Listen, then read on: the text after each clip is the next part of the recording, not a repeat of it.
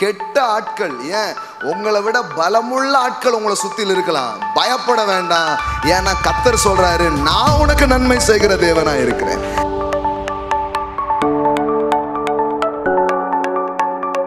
இதுவரைக்கும் கெட்டதையே பார்த்துட்டு இருந்திருக்கலாம். நான் சொல்றேன், புது பக்கங்கள் உங்க வாழ்க்கையில ஆரம்பிக்கிறது.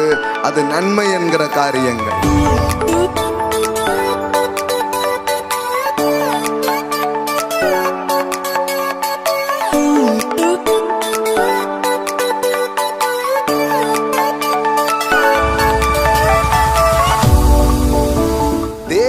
மனுஷனுடைய வாழ்க்கையில் இருக்கும் பொழுது இந்த சைக்கிள் எல்லாம் அவர் உடைச்சி மனுஷன் பண்ற கெட்டதுக்கு பதிலா அவர் ஒரு நல்லது பண்றார். அந்த நல்லது எப்படிப்பட்டதா இருக்குதுன்னா, இவன் பண்ண கெட்டது காணாமலே போகிற மாதிரி அவர் பண்ணிடுறாரு.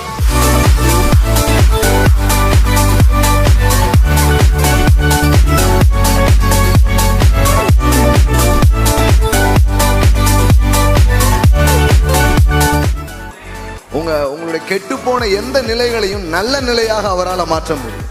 நான்லாம் அனுபவிச்சது நல்லதா பிரதர் அப்படின்னு உள்ளுக்குள்ள ஒரு கேள்வி.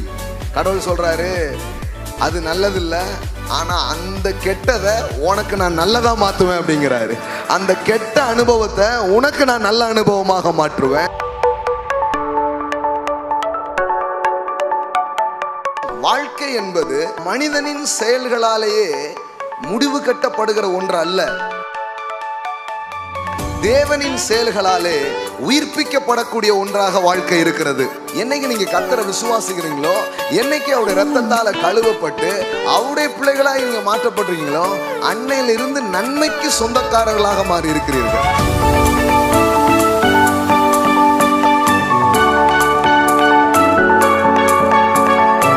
யார் எதையும் பண்ணிட்டு போட்டும், எதையும் பேசிட்டு போட்டும், ஆனா நீங்க நன்மையை பேசுவீங்கன்னா நீங்க நன்மையை நீங்கள் பார்ப்பீர்கள்.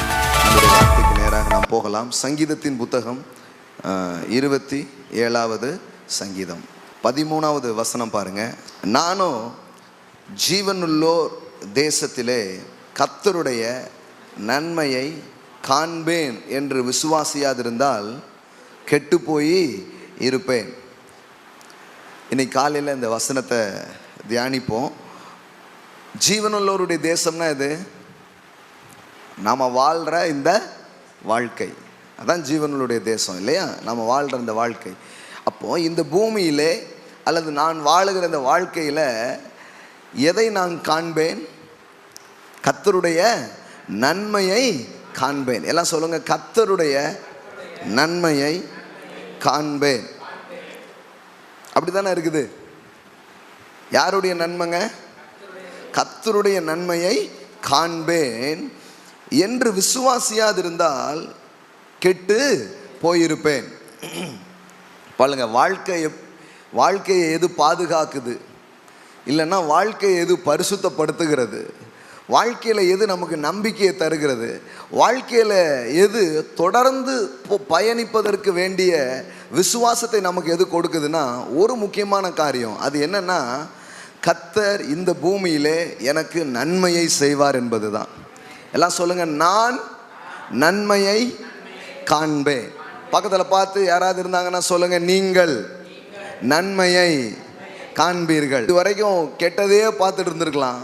நான் சொல்றேன், புது பக்கங்கள் உங்க வாழ்க்கையில் ஆரம்பிக்கிறது. அது நன்மை என்கிற காரியங்கள். அல்லேலூயா. கர்த்தருடைய விருப்பம் அதுவாக இருக்கிறது பாருங்க. அதனால தாவீது தன்னுடைய நம்பிக்கையை, தன்னுடைய விசுவாசத்தை இங்கே அறிக்கை பண்ணுகிறார். அது என்னன்னா, ஜீவனுள்ளோருடைய தேசத்திலே, நான் செத்து பரலோகத்துக்கு போனதுக்கு அப்புறம் கிடையாது, இந்த பூமியிலே நான் நன்மையை காண்பேன். அல்லேலூயா. எல்லாம் சொல்லுங்க, இங்கு நன்மையை நான் காண்பேன். ஆமென். காலையில் தான் பிரசங்கம், நன்மையை காண்பீர்கள். ஆமென். என்ன வாக்கு தத்துவம் இதுமா இருக்குது, என்ன பண்ணுறது? வாரம் வாக்கு தத்துவம் தான், டெய்லி வாக்கு தத்துவம் தான். ஆமென். Praise God. அப்போ இதை பற்றி கொஞ்சம் இன்னும் பார்க்கலாம். நன்மையை காண்பேன் அப்படின்னு ஒரு நம்பிக்கை தான் ஒரு மனுஷனுக்கு இந்த உலகத்தில் தன்னை சுற்றிலும் வருகிற எல்லா சூழ்நிலைக்கு நடுவிலையும், இல்லை கண்டிப்பாக நான் நன்மையை காண்பேன். இன்னும் சொல்லப்போனால் இதுதான் விசுவாசங்கிறார். சிலர் விசுவாசம்னா என்னெல்லாமோ நினைக்கிறாங்க இல்லையா? ஆனால் தாவீது சொல்றாரு, விசுவாசங்கிறது என்ன? நன்மையை காண்பேன் என்பதுதான் விசுவாசம். எப்படி வேணாலும் இருக்குங்க, நான் விசுவாசிக்கேன் அப்படிலாம் சொல்ல வேண்டியதில்லை. போகிறனோ வாரனோ ஆனாலும் விசுவாசிக்கேன் அப்படின்னா எப்படி இருக்கு? அதுக்கு பேர் விசுவாசமே கிடையாது. விசுவாசம் என்றால் ரெண்டு மனநிலை அல்ல, எதையோ ஒன்றை நோக்குவது தான் என்னதான் இருக்குது, விசுவாசமாக இருக்குது. வேலையில் லாபம் வந்தாலும் சரி, சராட்டானாலும் சரி, விசுவாசிக்கேன் அப்படி சொல்ல முடியாது. நஷ்டத்துக்காக விசுவாசிக்கேன் அப்படின்னு என்ன பண்ண முடியாது, சொல்ல முடியாது. வெற்றியும் தோல்வியும் வீரனுக்கு அழகு, விசுவாசிக்கேன் அப்படின்னு சொல்ல முடியாது. பாருங்களேன், கடந்த இந்த செவ்வாய்க்கிழமை மாலையில் பாருங்கள், தொழில் மற்றும் பிஸ்னஸ் பொருளாதார முன்னேற்றங்களை குறித்து பேசிகிட்டு இருக்கிறேன். நிறைய தொழில் செய்கிற பிள்ளைகள், வியாபாரம் செய்கிற பிள்ளைங்கள்லாம் ஆசையாக வர்றாங்க. நிறைய தூர இடங்கள்லாம் இப்போ பங்கு பெறுகிறாங்க. அப்போ ஒரு காரியத்தை கடந்த 2 வாரம், போன வாரத்துக்கு முந்தின வாரங்களை பேசினேன். அதில் என்னென்னா, நிறைய பேருக்கு 2 மனநிலை இருக்குது. அதனால தான் அவங்க வெற்றி அடைகிறது இல்லை. இதுவா அதுவா, அப்படியா இப்படியான்னு குழம்பிக்கிட்டே இருக்காங்க. இந்த குழப்பத்துக்குள் நாம் பயணம் பண்ணிட்டு இருக்கிற வரைக்கும் சில நன்மை என்ன பண்ண முடியறதில்லை, பார்க்க முடியாது. பாருங்களேன், ஏன்னா கடவுள் குழப்பத்தின் கடவுள் அல்ல. கடவுள் எப்படிப்பட்ட கடவுளாக இருக்கிறாரு, தெளிவின் கடவுளாக இருக்கிறார். ஆமென். வாழ்க்கையை குறித்து கூட நீங்கள் தெளிவோடு இருக்க முடியும். இங்கே ஒருத்தன் தெளிவோடு பேசுகிறான். என்ன தெளிவுனா, இந்த பூமியில் நான் நன்மையை கண்டிப்பாக பார்ப்பேன். எத்தனை பேர் சொல்ல முடியும் இந்த காலையில்? சொல்லுங்க பார்க்கலாம், நான் நன்மையை காண்பேன். அதுக்கு பேர் தான் விசுவாசம். விசுவாசம்னா என்னத்தையோ, திடீர்னு வியாதி வரலாம், இல்லை திடீர்னு பாதியிலே போயிடலாம், இல்லை திடீர்னு அப்படி இப்படி ஆயிடலாம், அப்படிங்கிறதுக்கு பேர்லாம் விசுவாசம் இல்லை. விசுவாசம் என்பது என்ன, நன்மையை குறித்த காரியமாக இருக்கிறது. இந்த பூமியிலே நான் நன்மையை காண்பேன் என்பதுதான் விசுவாசமாக இருக்கிறது. ஆமென். நான் சொல்கிறேன், உங்கள் குடும்பத்தில் ஒரு நன்மையை நீங்கள் பார்ப்பீங்க. ஹல்லேலூயா. உங்கள் உறவுகளிலே ஒரு நன்மையை நீங்கள் பார்ப்பீர்கள். உங்களுடைய தொழிலிலே ஒரு நன்மையை நீங்கள் காண்பீர்கள். உங்கள் கையின் பிரயாசத்திலே ஒரு நன்மையை நீங்கள் பார்ப்பீர்கள். உங்களுடைய கல்வி, உங்களுடைய பிள்ளைகளை குறித்த காரியம், உங்களுடைய திருமணம், உங்கள் வாழ்க்கையின் எந்த ஒரு காரியத்திலையும் கடவுளுடைய நன்மை உங்களுக்குரியவைகளாக இருக்கிறது.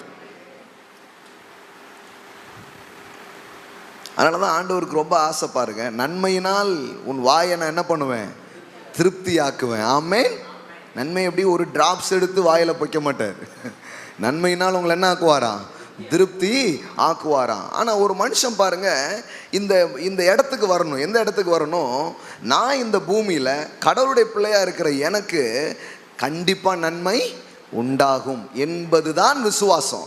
அப்படி ஒரு விசுவாசம் இல்லைன்னு வச்சுக்கோங்களேன், அவன் இந்த பூமியில் கெட்டு போயிருப்பான் இருக்குது. கெட்டு போயிருப்பான்னு இருப்போம். நிறைய விசுவாசிகள் பாருங்க, இன்னும் சுகவீனத்தில் தான் வாழ்ந்துட்டு இருக்கிறாங்க. நிறைய விசுவாசிகள் பாருங்க, இன்னும் தோல்வியில் வாழ்ந்து கொண்டிருக்கிறார்கள், இன்னும் கவலையில், இன்னும் துக்கத்தில், இன்னும் ஒரு ஜெய வாழ்க்கைக்கு நேராக அவர்கள் செல்லவில்லை. கேள்வி மட்டும் கேட்பாங்க, ஆண்டவர் ஏன் இப்படி பண்ணார் அப்படிம்பாங்க. பாருங்க, ஆண்டவர் இதெல்லாம் ஆண்டவர் பண்ணுறதில்லை. ஆண்டவர் உங்களுடைய தோல்விகளையும் துக்கங்களையும் அவர் சுமந்து தீர்த்து நன்மைகளை நீங்கள் எடுத்துக்கொள்ள வேண்டும் என்று விரும்புகிறார். அடிக்கடி சொல்றது தான். இயேசு போகும்போது சொன்னார், சமாதானத்தை நான் உங்களுக்கு வைத்து போகிறேன் அப்படின்னார். இயேசு எல்லாத்தையுமே உண்டாக்கி என்ன பண்ணிட்டாரு, வச்சுட்டு போயிருக்கிறார். இப்போ விசுவாசியாக இருக்கிற நாம சத்தியத்தை அறிந்து கொண்டு அவர் எதை வச்சாரோ அதை நம்முடையது என்று நாம் எடுத்துக்கொள்ள வேண்டும். அதுதான் கிறிஸ்தவ வாழ்க்கை. பாருங்க, இப்போ மக்கள் சத்தியத்தை அறியாததுனால எதையுமே அவங்க என்ன பண்ணல, எடுத்துக்கொள்ளாத ஒரு நிலையில அவர்கள் வாழ்கிறார்கள். அப்போ ஒன்று புரிஞ்சுக்கோங்க, எல்லாமே வைக்கப்பட்டிருக்குது. இப்போ நீங்கள் என்ன பண்ணணும், எடுத்துக்கொள்ள வேண்டும். இப்போ சொல்றாரு, நன்மையை நான் காண்பேன். அதுதான் விசுவாசம். எல்லாம் சொல்லுங்க, அதுதான் விசுவாசம். எப்படி வேணாலும் இருப்போங்க, ஆனால் விசுவாசிக்கிங்க அப்படிலாம் சொல்ல முடியாது. பாருங்களேன், ஃப்ளைட்டில் ஏறுதேன், இறங்குறோன்னு தெரில, ஆனாலும் விசுவாசிக்கேன் அப்படின்னா எப்படி? That is not faith. Faith means அப்படி கிடையாது. கர்த்தர் என் போக்கையும் வரத்தையும் இது முதல் கொண்டு காப்பார். ஆமென். ஒரு நல்ல காரியத்தை மேல மனதை வைக்கிறது, ஒரு நல்ல காரியம் எனக்கு நடக்கும் என்று என்பதுதான் விசுவாசமா இருக்கிறது. எனக்கு கெட்டது நடந்துடுமோ அப்படின்னு யோசிக்கிறதுக்கு பேர் விசுவாசம் அல்ல, அதுக்கு பேர் பயம். அதுக்கு பேர் என்னது, பயம். என்னெல்லாமோ நடந்துருமோ, எப்படி இல்லாமோ ஆயிடுமோ, இப்படி யோசிச்சிட்டே இருந்தீங்கன்னா நீங்க எதுல வாழ்ந்துட்டு இருக்கிறீங்க, பயத்துல வாழ்ந்துட்டு இருக்கீங்க. இந்த பயத்துல வாழும் பொழுது நல்ல காரியங்களை நாம் பார்க்க முடிகிறது இல்லை. நாம் விசுவாசத்தில் வாழும் பொழுது நல்ல காரியங்களை நாம் பார்க்க ஆரம்பிக்கிறோம். அதனால தான் கடவுள் சொல்கிறாரு, உன்னுடைய frequency is not fear, it is faith. உனக்காக நான் வச்ச அலவரிசை எது? அச்சம் அல்ல. எது? இந்த விசுவாசத்தை நான் உனக்காக என்ன பண்ணியிருக்கிறேன், வச்சிருக்கிறேன். அப்போ தாவீது சொல்கிறான், ஜீவனுள்ளவருடைய தேசத்திலே நான் நன்மையை காண்பேன். நிறைய கிறிஸ்தவர்களுக்கு இந்த விசுவாசம் கிடையாது. நிறைய கிறிஸ்தவர்கள் எதை விசுவாசிக்கிறார்கள்? நான் செத்து பரலோகம் போனேன்னா எதையாவது பார்ப்பேன் அப்படிங்கிறாங்க. நான் சொல்கிறேன், நீங்கள் செத்ததுக்கு அப்புறம் பார்க்கறது தான் உண்மையாக இருக்கணும்னா அப்புறம் இயேசு எதுக்கு செத்தாரு? இயேசு ஏன் மரிச்சார்னா அவரது மரணம் நமக்கு நன்மையை கொண்டு வரும்படியாக. ஆமென். அதனால் நீங்கள் அங்கே போய் தான் பார்ப்பீங்கிறது இல்லை.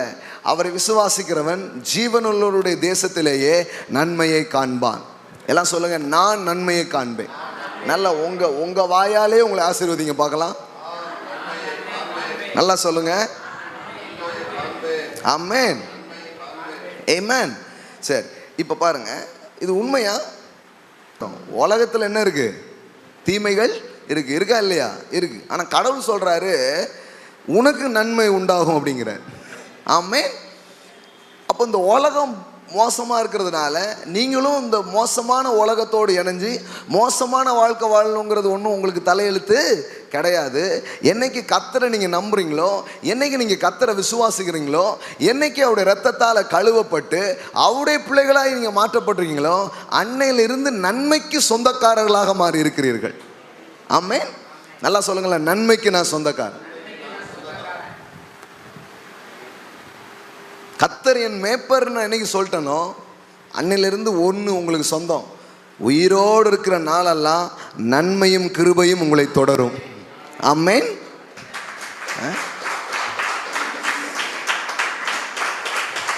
தட்டும் போதே வந்துடணும். ஆசீர்வாதம் விசிலுக்கு கைத்தட்டுக்கெல்லாம் வருது. ஆமென். மக்களுக்கு பாருங்க பயம், இப்பெல்லாம் நடக்குமான்ட்டு. நான் சொல்ல, நன்மையை காண்பீங்க ஒவ்வொரு நாளும். பாருங்களேன், ஹோப் அப்படின்னு சொல்கிறோம் இல்லையா, நம்பிக்கைன்னு சொல்கிறோம். இந்த நம்பிக்கை என்கிற வார்த்தைக்கு என்ன அர்த்தம்னா, the constant expectations of good. அதான் நம்பிக்கை. தொடர்ச்சியாக எனக்கு நல்லதே நடக்கும் என்கிற எண்ணத்துக்கு பேர் தான் என்னது? நம்பிக்கை. ஆமென். வேதம் சொல்லுகிறது, அவரிடத்தில் அன்பு கூறுகிறவர்களுக்கு. ரோமர் 8ஆம் அதிகாரத்தில் நான் வாசிக்கிறோம், ரோமர் 8:28, அன்றியும் அவருடைய தீர்மானத்தின்படி அழைக்கப்பட்டவர்களாய் தேவனிடத்தில் அன்பு கூறுகிறவர்களுக்கு சகலமும் நன்மைக்கு ஏதுவாய் நடக்கிறது என்று அறிந்திருக்கிறோம். அல்லேலூயா. எல்லாம் சொல்லுங்க, சகலமும் நன்மைக்கு ஏதுவாக நடக்கிறது என்று. அப்படின்னா என்ன? வாழ்க்கையில் சில கெட்ட சம்பவங்களை நம்ம மீட் பண்ணுறோம், சில கெட்ட அனுபவங்களால் வாழ்க்கை நிறைகிறது. ஆனால் தேவன் சொல்கிறாரு, அப்படி கெட்ட அனுபவங்களை கூட நான் உனக்கு நல்ல அனுபவங்களாக மாற்ற முடியும். உன் வாழ்க்கையில் வந்து அந்த கெட்ட காரியத்தை கூட உனக்கு நான் நல்ல காரியமாக மாற்ற முடியும். நிறைய கெட்டதை நீங்கள் அனுபவிச்சிருக்கீங்களா? நல்லதுன்னு சொல்கிறீங்க. நான்லாம் அனுபவிச்சது நல்லதா பிரதர் அப்படின்னு உள்ளுக்குள்ளே ஒரு கேள்வி. கடவுள் சொல்கிறாரு, அது நல்லதில்லை, ஆனால் அந்த கெட்டதை உனக்கு நான் நல்லதாக மாற்றுவேன் அப்படிங்கிறாரு. அந்த கெட்ட அனுபவத்தை உனக்கு நான் நல்ல அனுபவமாக மாற்றுவேன், ஏன்னா நான் நல்லவராக இருக்கிறேன். ஆமென். ஆமாம். இப்போ சில நேரத்தில் நன்மையை காண்பீர்கள், விசுவாசத்தை காண்பீர்கள், உயர்வுகளை காண்பீர்கள், மேன்மையை காண்பீர்கள் அப்படின்னு சொல்லும்போது நமக்கு வந்து நிறைய நேரத்தில் அதெல்லாம் அப்படின்னா நான் ஏன் இவ்வளோ கெட்டதை பார்த்தேன், என் வாழ்க்கையில் ஏன் இவ்வளவு கெட்ட காரியங்கள் நடந்தது இப்படின்னு நமக்கு நிறைய நேரத்தில் என்ன வந்துடுது? கேள்வி வந்துடுது. ஆனால் நாம் என்ன யோசித்து பார்க்கணும் அப்படின்னு சொன்னால், இல்லை, என் வாழ்க்கையில் சில கெட்ட அனுபவங்களை நான் பார்த்துருக்குறேன், அதை கூட கர்த்தர் எனக்கு நன்மையாக மாற்றுவார். அல்லேலூயா. உண்மையா? அது மாற்றுறாரா? வேதத்திலிருந்து ஒரு வசனத்தை காட்ட விரும்புகிறேன். ஆதியாகமம் 50:20 பாருங்களேன். இது உண்மையா? இப்படிலாம் கடவுள் செய்கிறாரா? என் வாழ்க்கையில் நடந்த கெட்டதெல்லாம் எனக்கு நல்லதாக மாற முடியுமா? கெட்டது எப்படி வந்ததுங்கிற தேடலுக்கு இப்போ நான் போக விரும்பலை. அதுக்கு பல காரணம் இருக்குது. அது மனிதனாக இருக்கலாம், பிசாசாக இருக்கலாம், சில நேரம் நம்மளே சொந்த செலவில் சூனியம் வச்சதாக இருக்கலாம். இல்லையா? என்னங்க?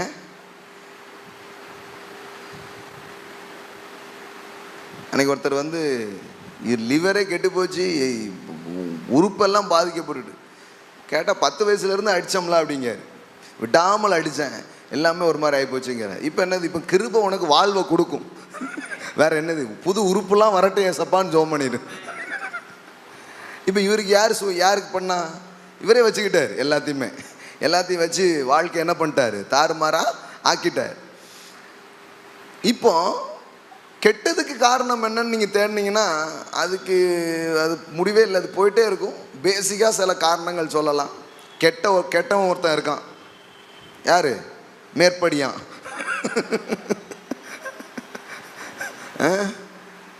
சாசுன்னு எல்லாரும் சொல்கிறாங்களே, அந்த சாசு தான் அவன் ஒரு காரணம்.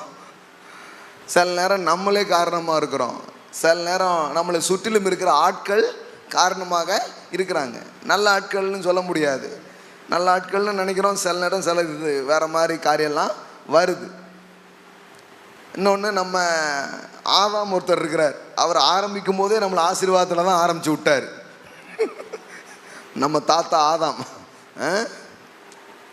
அதனால் இந்த உலகத்தில் வந்து பாருங்கள், கெட்டது எப்படி வந்ததுன்னு ரொம்ப ஆச்சரியமாக கேள்வி கேட்க வேண்டியதில்லை. அதுக்கு பல வழியை நம்ம திறந்து வச்சுருக்குறோம். இப்போ நம்ம கற்றுக்க வேண்டியது என்னென்னா, இந்த கெட்டது எப்படி போகும், இந்த கெட்டது எப்படி நல்லாகும், இதை பற்றி தான் இப்போ ரொம்ப ஸ்டடி பண்ணணும். ஆனால் நிறைய பேர் எந்த ஸ்டடிக்கு போயிட்டாங்கன்னா, what is the root of the evil அப்படிங்கிறத ரொம்ப படிச்சுக்கிட்டு இருக்காங்க. நல்லா படித்து இப்படியே ஈவிலுக்குள்ளே போயிடுறாங்க. இல்லை, அதுக்குள்ளே ரொம்ப போக வேண்டாம். என்னமோ தெரில, கெட்டதாக இருக்குது. ஆனால் என் தேவன் எனக்கு கெட்டதை வைக்கலை, எனக்கு நன்மையை தான் அவர் வச்சிருக்கிறாரு. இந்த கெட்டதையும் நல்லதாக மாற்றுவார். ஆமென். இந்த இடத்துக்கு தான் நீங்கள் என்ன பண்ணணும்? வரணும். அதான் ரொம்ப முக்கியம். பாருங்கள், இப்போ கவனிங்க. இங்கே ஒரு மனுஷனுடைய அனுபவம் கெட்டதாக இருக்குது. அவனை சுற்றிலும் இருக்கிற ஆட்கள் அவனுக்கு கெட்டது தான் பண்ணாங்களாம். ஆனால் வேதவசனம் சொல்லுது, ஆதியாகமம் 50:20 பாருங்க. நீங்கள் எனக்கு தீமை செய்ய நினைத்தீர்கள். யோசேப்பு தன்னுடைய சகோதரர்களை பார்த்து சொல்றான், நீங்க எனக்கு என்ன செய்ய நினைச்சீங்க? எகிப்தில் போய் நம்ம தம்பி பெரிய ஆள் ஆயிரணும்னா வித்தாங்க. தொலைஞ்சே போட்டும், அடையாளமே இல்லாம போட்டும், ஆள் அப்படியே போட்டுன்னு சொந்த சகோதரர்கள் சில சொல்றாங்க, என் ரத்தம் எனக்கு இப்படி பண்ணிட்டு. அதுல என்ன சந்தேகம்? எல்லாம் பண்ணுவாங்க. அப்படி பழகினவங்க எனக்கு இப்படி பண்ணிட்டாங்கம்பாங்க. இதுல என்ன ஆச்சரியம்? சிலருக்கெல்லாம் ரொம்ப வியப்பா இருக்கும். பாருங்க, எல்லாம் வியப்பே அடையக்கூடாது. அப்படிலாம் இருக்கிறது இயல்பாக தான் இருக்குது. மனுஷனுக்குள்ள பலவிதமான எரர் இருக்கு. அதனால அவன் என்ன பண்ணிடுறான். ஆனால் உங்களுக்கு எனக்கும் நம்பிக்கை என்னவா இருக்குதுன்னா, இப்படி தீமை செய்கிற இந்த உலகத்தில், தீமை செய்கிற இந்த மனிதர்கள் நடுவில் நீங்கள் நன்மையை விசுவாசிக்க முடியும். ஆமென். இங்கே என்ன போட்டிருக்குது பாருங்க. அவன், நீங்கள் எனக்கு தீமை செஞ்சீங்க, நீங்கள் பண்ணதுனால நான் நாசமாக போயிட்டேன், உருப்படாமல் போயிட்டேன் அப்படின்னு சொன்னானா? அப்படி சொல்லலை. அவன் ஒரு வார்த்தை சொல்கிறான் பாருங்க, நீங்கள் எனக்கு தீமை செய்ய நினைத்தீர்கள், தேவனோ இப்போது நடந்து வருகிறபடியே வெகு ஜனங்களை உயிரோடு காக்கும்படி அதை நன்மையாய் முடிய பண்ணினார். ஆமென். எல்லாம் சொல்லுங்க, தீமைகளை நன்மைகளாய் மாற்றும் தேவன். வாழ்க்கை அப்படியே டேமேஜ் ஆகி போயிருக்கலாம், அதுக்கு எந்த காரணம் வேணாலும் இருக்கலாம். ஆனால் ஒன்று இன்னைக்கு காலையில் நான் சொல்ல முடியும், உங்கள் கெட்டதெல்லாம் அவரால் நல்லதாக மாற்ற முடியும். உங்களுடைய கெட்டுப்போன எந்த நிலைகளையும் நல்ல நிலையாக அவரால் மாற்ற முடியும். ஆமென். தீமைகளை நன்மைகளாக மாற்றுகிறார். அப்போ என்ன மாதிரி ஒரு அனுபவம் பாருங்களேன். சகோதரர்களால் பாதிக்கப்பட்டு சுற்றில் இருக்கிற எத்தனையோ பேரால் வாழ்க்கை பாதிக்கப்பட்டா கூட, இப்போ இப்படி பாதிக்கப்பட்ட ஆட்களை நீங்கள் பார்த்துருக்கீங்களா? அவங்க இப்படி பேச மாட்டாங்க. இனிமே ஒரு வயலையும் நம்பக்கூடாது. பாட்டெலாம் எழுதிடுவாங்க, அண்ணன் என்ன தம்பி என்ன. இல்லை, அது கொஞ்சம் இல்லை, நான் பழைய ஆட்களாக இருந்தானே, அண்ணன் என்னடா தம்பி என்னடா அவசரமான உலகத்தில். இவங்க எல்லாம் யாரு? பாதிக்கப்பட்டவர்களின் சங்கமம். ஊரை தெரிஞ்சுக்கிட்டேன், எல்லாருக்கும் எல்லா பாட்டு தெரியுது பாருங்களேன். அப்ப இது இப்படிப்பட்ட அனுபவங்களுக்கு வழியா போகிற ஒரு ஆளு கசப்புள்ள ஆளாக தான் இருக்க முடியும் ஆக்சுவலி, இல்லையா? இன்னும் ஒரு பயிலையும் நம்பக்கூடாது, ஒருத்தனும் சரி கிடையாது, உலகமே மோசம், இப்படியே பேசிக்கிட்டே தான் அலைவாங்க. அப்படின்னா என்ன அர்த்தம்? ஐயா எங்கேயோ சமத்தியா வாங்கியிருக்காருன்னு அர்த்தம். ஏன்னா பேச்சில் இருந்தே தெரியுது இல்லை, ஊர் சரியில்லை, உரகம் சரியில்லை, அது சரியில்லை, இது சரியில்லை, ஒரு வயலையும் நம்ப முடியாது. சில சொல்லுவாங்க பெண்ணையை நம்பாத அப்படின்னு அர்த்தம், ஏதோ ஒரு பிள்ளை ஏமாத்திட்டுன்னு அர்த்தம். இதில் என்ன பெரிய கண்டுபிடிப்பு? சீரும் பாம்பை நம்பலாம், ஆட்டோ பின்னாடி எழுதிட்டு ஓட்டிகிட்டே இருப்பான் அப்படின்னா என்ன அர்த்தம்? ஏதோ ஒரு பிள்ளை ஏமாத்திட்டு கல்யாண கார்டை கொண்டு கொடுத்துட்டு வந்துரு அப்படின்ட்டு கஷ்டம் தாங்காமல் அப்போ அவன் ஒரு டயலாக் எழுதிட்டு என்ன பண்ணுறான், அலைகிறான். நிறைய இருக்குது இந்த மாதிரி. பெண்ணை நம்பாத, அது பண்ணாத, பெண்ணுன்னா இப்படி அப்படி அப்படின்ட்டு எதையாவது என்ன பண்ணுவாங்க. ஏதாவது இந்த ஆட்டோவில் பார்த்தீங்கன்னா அவ்வளோ தத்துவங்கள் எழுதிட்டு அலைவாங்க.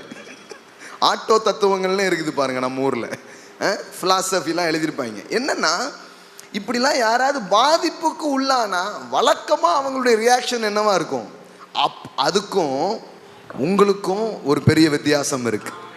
இந்த நன்மையை காண்பேன் அல்லது தீமையை நன்மையா மாற்றுகிற ஒருத்தர் இருக்கிறார் என்கிற இந்த விசுவாசம் மட்டும் இல்லைன்னா நம்மளும் கெட்டு போயிருப்போம். நம்மளும் எல்லாரும் மாதிரி தான் சொல்லிட்டு அலைவோம், சரியில்லைங்க. சில சொல்லுவாங்க ஊழியக்காரங்கள்லாம் சரியே இல்லைங்கன்னா, ஏதோ ஒரு ஊழியக்காரரால் பாதிக்கப்பட்டிருக்கிறார், கரெக்டா சொல்லுவாங்க பாருங்க ஆட்கள். மக்கள் பேசுகிற அனுபவங்கள் தானே. சரி கிடையாதுங்க, உறவுக்காரங்கனாலே சரி கிடையாதுங்க, முதலாளினாலே சரி கிடையாதுங்க, இப்படி எதையாவது சொல்லுவாங்க வாழ்க்கையில். அப்படின்னா என்ன அர்த்தம்னா, இவங்க வாழ்க்கையின் அனுபவத்தில் ஏதோ ஒரு கெட்டது உள்ள என்ன பண்ணிடுச்சு, வந்துடுச்சு. ஆனால் நான் சொல்கிறேன், இப்படி அனுபவங்களில் இப்படி எத்தனையோ வந்தால் கூட எனக்கு நன்மை செய்கிற ஒரு தேவன் உண்டு என்கிற விசுவாசம் உங்களுக்கு இருக்கும்னா அவர் அந்த கெட்டதை கூட நல்லதாக மாற்றுவார். குழியில் தூக்கி போட்டதை நல்லதாக மாற்றிட்டார். குழியில் தூக்கி போட்டது எப்படி நல்லதாகும்? கோபுரத்துக்கு போகிற வாசலை தேவன் அங்குதான் வைத்திருந்தார். சிறைக்கு அனுப்பிவிட்டார்கள் செய்யாத தப்புக்காக.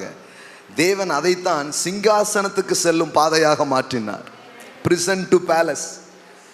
சிறைச்சாலைக்கும் சிங்காசனத்துக்கும் என்னங்க ரூட்டு? அவர் சுரங்கப்பாதை மாதிரி அவர் ஒன்று போட்டு வச்சிருக்கிறாருங்க, உங்களுக்கு தெரியாது. ராஜாக்கள் காலத்துலலாம் சொல்லுவாங்க இங்கே இறங்கினாங்கன்னா அங்கே போயிடுவாங்க அப்படின்ட்டு. கீழெல்லாம் அப்படி போட்டு வச்சுருப்பாங்களாம். நம்ம ஊர்லேயே நிறைய பாதைகள்லாம் உண்டு அப்படின்னு சொல்கிறாங்க. கடவுள் பாருங்கள் ரூட் போட்டு வச்சிருக்கிறாரு.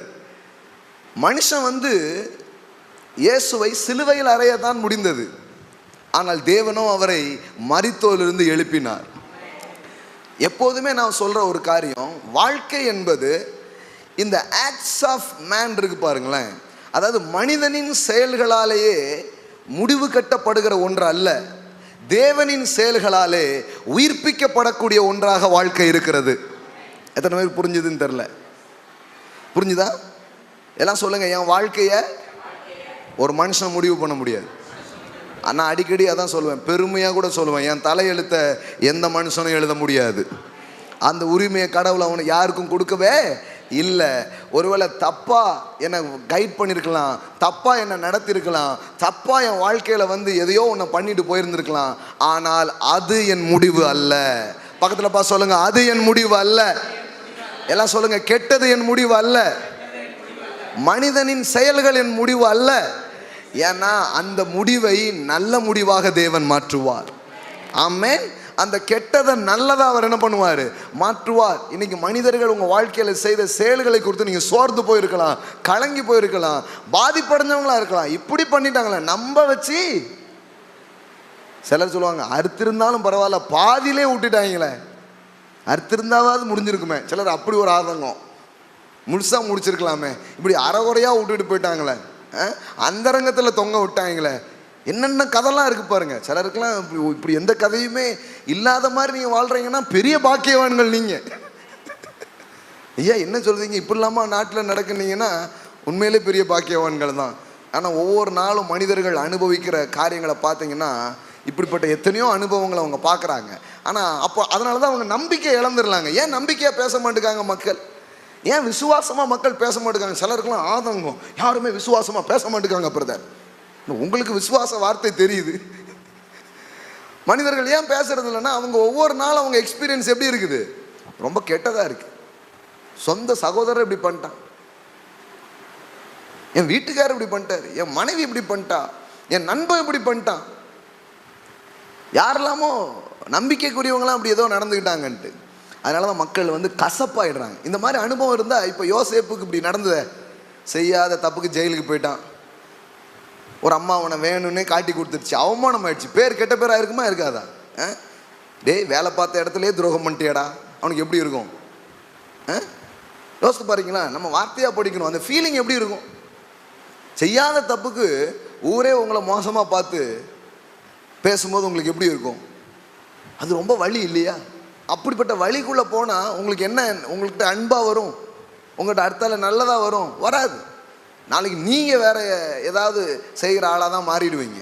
ஆனால் தேவன் ஒரு மனுஷனுடைய வாழ்க்கையில் இருக்கும் பொழுது இந்த சைக்கிள் எல்லாம் அவர் உடைச்சி மனுஷன் பண்ணுற கெட்டதுக்கு பதிலாக அவர் ஒரு நல்லது பண்ணுறார். அந்த நல்லது எப்படிப்பட்டதாக இருக்குதுன்னா, இவன் பண்ண கெட்டது காணாமலே போகிற மாதிரி அவர் பண்ணிடுறார். புரியல? இது புரியுதுங்களா உங்களுக்கு? அதாவது ஆமாம், யோசேப்பு வாழ்க்கையை கொஞ்சம் பேர் கெடுத்தாங்களே, அந்த கெட்டது எங்க அப்படின்னு தெரியாத அளவுக்கு ஒரு நல்லதை அவர் கொடுக்குறாரு. அதை தேடினாலும் பார்க்க முடியாத அளவுக்கு ஒரு குட்னஸ்னால உங்கள் வாழ்க்கையை அவர் நிரப்புகிறார். சொல்றார் பாருங்க, அதை தேடியும் காணாதிருப்பாய். என்னது இந்த அக்கா வாழ்க்கையா பாதிக்கப்பட்டது? யார் இந்த அண்ணாச்சியா பிசினஸ்ல தோத்தாரு? தெரியவே தெரியாது. தெரியாத அளவுக்கு ஒரு அற்புதமான விதத்தில் உங்கள் காயங்களை அவர் கட்டுவார், உங்கள் வாழ்வை அவர் கட்டுவார். ஆமே. இந்த காலில் அடிபட்டுச்சு அப்படின்னு கேட்பாங்க. ஏன்னா அடிப்பட்ட காலு இந்த காலை விட நல்லா வேலை செய்யும். ஐயோ உங்களுக்கு புரியுதான்னு தெரியலையே. ஆமே. கடவுளுடைய சரி கட்டுதல் அப்படிதாங்க இருக்கும். நம்புங்க. எல்லாம் சொல்லுங்க, நான் நன்மையை காண்பேன். பரவாயில்ல, அவன் மனுஷன் பாவம், அவனுக்கு தெரிஞ்சதை பண்ணிட்டு போயிட்டான், எனக்கு ஒரு அப்பா இருக்கிறாரு, அவன் பண்ணதெல்லாம் நன்மையா மாற்றுவாரு, அவன் செய்ததெல்லாம் நன்மையாய் மாற்றி விடுகிற ஒரு நல்ல தேவன் எனக்கு இருக்கிறார். ஆமென். ஆமா, அதனாலதான் அவன் கசப்பு உள்ளவனா இல்லை, உயர்த்தப்பட்டான். பாருங்க, கசப்பு இல்லாம இருக்கிறீங்கன்னா கண்டிப்பா உயர்த்தப்பட்டுருவீங்க. இந்த பொறாமை, வஞ்சனை, கசப்பு, சிலர்லாம் சபதமே எடுப்பாங்க பாருங்க. உன் காலாண்டு எழுதி வச்சுக்கோ, இந்த நாள் எப்படி நீ என் வீட்டை இடிச்சு என்னை கொண்டு வந்தியோ அது மாதிரி அப்படின்னு அப்பதான் சவால்லாம் எடுப்பாங்க. எப்படியாவது பாலை கறந்து பெரிய ஆள் ஆகி பார்க்கறேன்டா உன்னை.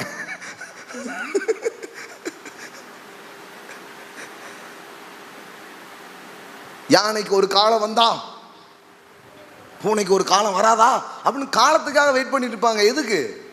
பழி தீர்க்கிறதுக்கு. ஆனா இவன் பார்த்தா, இவன் என்னன்னா அந்த உணர்விலே இல்லை, கடவுள்னு உயர்த்திட்டார். நாளைக்கு இவனை யார் இவனுக்கு கஷ்டங்களை கொடுத்தாங்களோ அவங்களே இவங்கிட்ட அடைக்கலம் தேடி வருகிற அளவிற்கு தேவன் இவனை உயர்த்தி விட்டார். ஹல்லேலூயா. இவனுக்கு தீமை செஞ்ச ஆட்களே இவனுடைய உதவியை பெறணுங்கிற மாதிரி தேடி வர்ற மாதிரி பண்ணிட்டார் பாருங்களேன். அதனாலதான் கடவுள் சொல்றாரு, உன்னை ஒடுக்கின யாவரும் உன் பட்சமாய் வருவார்கள். அவங்கெல்லாம் உன்னை வர்ற மாதிரி நான் உன்னை பண்ணிடுறேங்கிறாரு. இவனால் அப்படி ஏன் உயர்ந்து போக முடிஞ்சது தெரியுமா? இவன் இருதயத்தை காத்துக்கிறான். நான் மனுஷன் பண்ண கெட்டது, அந்த லேடி பண்ண கெட்டது, இதெல்லாம் மைண்டில் வச்சுட்டு இருக்க போகிறது கிடையாது. நான் நன்மையை விசுவாசிப்பேன். அதனால தான் பின்னாடி அவனால் அப்படி சொல்ல முடியுது, நீங்கள் எனக்கு தீமை செய்ய நினைத்தீர்கள், கர்த்தரோ இப்போது நடந்து வருகிறபடி அதை நன்மையாய் முடிய பண்ணினார். ஹல்லேலூயா. நான் சொல்கிறேன், எல்லாம் நன்மையாக மாறுது உங்கள் வாழ்க்கையில். எல்லா கெட்டதும் நல்ல காரியமாய் மாறுகிறது, எல்லா தீமைகளும் நன்மைகளாக மாறுகிறது. மனுஷனுடைய செயல்கள் முடிவானது அல்ல, தேவனுடைய செயல்கள் தான் முடிவானதாக இருக்கிறது. இதை நம்புங்க. எல்லாம் சொல்லுங்க, believe the goodness of God. ஆதியாகமம் 31:24. அன்று ராத்திரி தேவன் சிரியா தேசத்தானாகிய லாபானுக்கு சொப்பனத்தில் தோன்றி, நீ யாக்கோபோடு நன்மையை அன்றி தீமை ஒன்றும் பேசாதபடிக்கு எச்சரிக்கையாயிரு என்றார். நல்லா கவனிங்க. தெரியுங்களா அந்த கதை உங்களுக்கு? வெறுங்கையாய் கடந்து வந்தேன் பாட்டு படிச்சோமே, அவன் கதை தான் இது. ஒரு காலகட்டத்தில் 2 பொண்ணையும் கெட்டிக்கிட்டு மாமனாரோட படாத பாடுபட்டு எப்படியோ உயர்த்தப்பட்டுட்டான். ஆனால் இவர் அவனை விடுற மாதிரியே தெரில. அதனால் இடையில என்ன பண்ணிட்டான், மனைவி பிள்ளைங்க சொத்துக்கள் எல்லாம் எடுத்துக்கிட்டு கிளம்பி வந்துட்டான். இவனுக்கு பயங்கர கோபம் பாருங்க இந்த மாமனாருக்கு. இவனை பாரு என்ன பண்ணுறான் பாரு அப்படின்னு இவனை அழிக்கும் எண்ணத்தோடு அவன் ஆட்களை திரட்டிக்கிட்டு என்ன பண்ணுறான், வர்ற வழியில் ஒரு நாள் நைட்டு தங்கி இருக்கிறான். இப்போ ஆண்டவர் அவங்ககிட்ட பேசுகிறார். யாருக்கிட்ட? யாக்கோபுக்கு தீமை செய்யணும்னு நினச்சான் பாருங்க ஒரு மனுஷன். அவன் யாரு? லாபான். இப்போ அவங்கிட்ட தேவன் பேசுகிறாரு. என்ன பேசுகிறாரு? நீ யாக்கோபோடு நன்மையை அன்றி தீமை ஒன்றும் பேசாதபடிக்கு எச்சரிக்கையாரு அப்படிங்கிற. ஹல்லேலூயா. என்ன மாதிரி காரியம் பாருங்களேன். அதனால தான் நான் சொல்கிறேன், கெட்ட ஆட்கள், ஏன் உங்களை விட பலமுள்ள ஆட்கள் உங்களை சுற்றில் இருக்கலாம், பயப்பட வேண்டாம். ஏன்னா கர்த்தர் சொல்கிறாரு, நான் உனக்கு நன்மை செய்கிற தேவனா இருக்கிறேன், நான் உனக்கு உதவி செய்கிற தேவனா இருக்கிறேன். உன் மேலே ஒருத்தனும் கைப்பட முடியாது. ஹல்லேலூயா. உனக்கு எதிராக ஒரு ஆயுதங்களும் வாய்க்காதே போகும். எந்த நாவும் குற்றப்படுத்தப்படும். கடவுள் அவன்கிட்ட பேசுறாரு. யாக்கோபு என் ஆளு, என் பிள்ளை, பேசு, உன் மர்மம் தான், ஆனா நல்லதா பார்த்து பேசிக்கோ, தப்பா பேசாதபடி எச்சரிக்கையா இருந்துக்கோ அப்படிங்கிற. கடவுள் பாருங்க உங்களுக்காக பேசுகிறவராக இருக்கிறார். ஏழைகளுக்கு பலனும் எளியவனுக்கு திடனும் நம்பிக்கையுமாய் அவர் இருக்கிறாரா. இந்த உலகத்துல பாருங்க, நம்ம சில நேரத்தில் சில பெரிய ஆட்கள் நம்ம சுற்றிலும் சில யாரெல்லாமோ இருந்து சில தீமையை பண்ணுறதுக்கான காரியங்கள் நமக்கு இது பண்ணிட்டு இருக்கலாம். இந்த பாதுகாப்பு உணர்வு நமக்கு இல்லைன்னு வச்சுக்கோங்களேன், நம்மளால் என்ன பண்ண முடியாது, இந்த உலகத்தில் வாழ்கிறது ரொம்ப கஷ்டம். ஆனால் கடவுள் சொல்கிறாரு, நான் உனக்காக நன்மையை பேசுகிறவராக இருக்கிறேன். அந்த கெட்ட மனுஷங்கிட்ட கடவுள் பேசுகிறார். அதனால தான் மனுஷனுக்கு பயப்படாதீங்க, அவன் அப்படி பண்ணிடுவானோ இப்படி செஞ்சிருவானோன்னு பயப்படாதீங்க. கர்த்தர் எனக்கு சகாயர், நான் பயப்படேன், மனுஷன் எனக்கு என்ன செய்வான் என்று சொல்லலாமே. இப்போ கடவுள் பேசுகிறாரு, என் பையன்கிட்ட நல்லதை பற்றி மட்டும் பேசு, மற்றது என்ன பண்ணக்கூடாது, பேசவே கூடாது. யோசித்து பாருங்களேன், உங்களுக்கு நன்மை நடக்கணுங்கிறதுல அவர் எவ்வளவு கரிசனையாக இருக்கிறார். அவருடைய கன்சர்ன், அவருடைய கரிசனையை பாருங்க. கெட்டது பண்ணணும்னு நினைச்சு வர்ற ஒரு ஆள்கிட்ட கூட தடுத்து பேசுறாரு, ஒழுங்கா பேசு அப்படிங்கிறாரு. பாதுகாக்கிற ஒரு தேவன். எல்லாம் சொல்லுங்க, பாதுகாக்கிற தேவன். ஆமென். பயப்படாதீங்க, இந்த தேவன் இன்னைக்கு உங்களோடு கூட இருக்கிறார். அதனால யாக்கோபின் தேவன் நமக்கு உயர்ந்த அடைக்கலமாய் அவர் இருக்கிறார். ஆபத்து காலத்திலே அனுகூலமான துணையுமாய் அவர் இருக்கிறார். ஆமென். அச்சம் தேவையில்லை, பயம் தேவையில்லை. அப்படி பண்ணிடுவாங்களோ, இவங்க வந்து இப்படி செஞ்சிருவாங்களோ, யாரும் உங்க தலையெழுத்தை எழுத முடியாது. கடவுள் பாருங்க ஒரு மனுஷனுக்காக பேசுறார். இவன் ஒன்றும் ரொம்ப சூப்பரான ஆளு கிடையாது. யாரு? யாக்கோபு. இவனே ஒரு ஏமாத்துக்காரன், இல்லாத தில்முள்ளு பண்ண ஆளு. கடைசியில் கடவுளை நம்பி விசுவாசிப்பு வந்திருக்கிறான். கடவுள் பரவாயில்ல, இப்போ அவனுக்காக பேசுறாரு, ஒழுங்கா பேசு அப்படிங்கிறார். ஆமென். அப்போ தீமை நிறைஞ்ச உலகத்தில் நன்மை விசுவாசிக்க முடியுமா? கண்டிப்பாக விசுவாசிக்கலாம். தீமை நடந்ததுன்னா அதை நன்மையை மாற்றுவார். உங்களுக்கு தீமை செய்ய நினைக்கிறவனோடு அவர் பேசுவார். அவன் ஏன் பிள்ளை, கவனமாக என்ன பண்ணு, பேசு அப்படிங்கிறதான் அவருடைய வார்த்தையாக இருக்கும் பாருங்க. இயேசு இந்த பூமியில் இருந்தபோது வேதம் சொல்லுகிறது, அப்போஸ்தலர் நடபடிகளை வாசிக்கிறோம் 10ஆம் அதிகாரம் 38வது வசனத்தில் நாம் இப்பதான் வாசிக்கிறோம். இயேசு இந்த பூமியில் எப்படி இருந்தாரா? நன்மை செய்கிறவராய் சுற்றி திரிந்தார். எல்லாம் சொல்லுங்க, நன்மை செய்கிறவராய் சுற்றி திரிந்தார்.